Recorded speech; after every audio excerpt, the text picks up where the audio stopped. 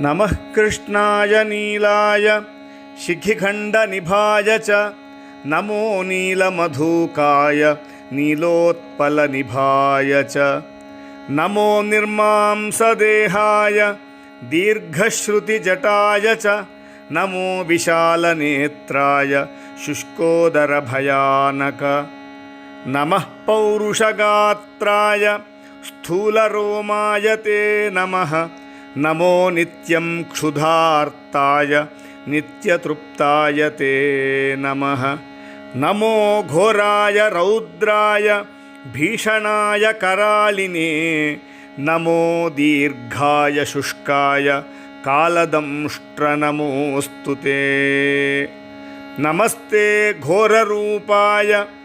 दुर्निरीक्ष्याय ते नमः नमस्ते सर्वभक्षाय वलीमुखनमोऽस्तु ते सूर्यपुत्र नमस्तेऽस्तु भास्वरो भयदायिने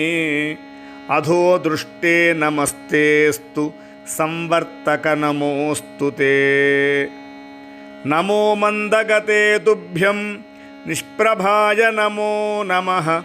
तपसा ज्ञानदेहाय नित्ययोगरताय च ज्ञानचक्षुर्नमस्तेऽस्तु काश्यपात्मजसूनवे तुष्टो ददासि राज्यं त्वं क्रुद्धो हरसि तत्क्षणात्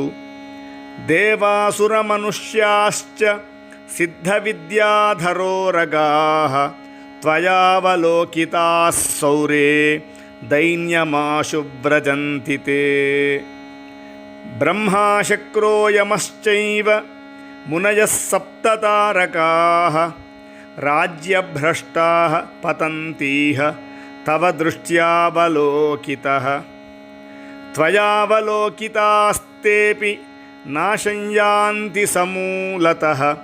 प्रसादं कुरु मे सौरे प्रणत्वा हि त्वमर्धितः प्रसादं कुरु मे सौरे प्रणत्वा हि त्वमर्धितः प्रसादं कुरु मे सौरे प्रणत्वा हि त्वमर्धितः।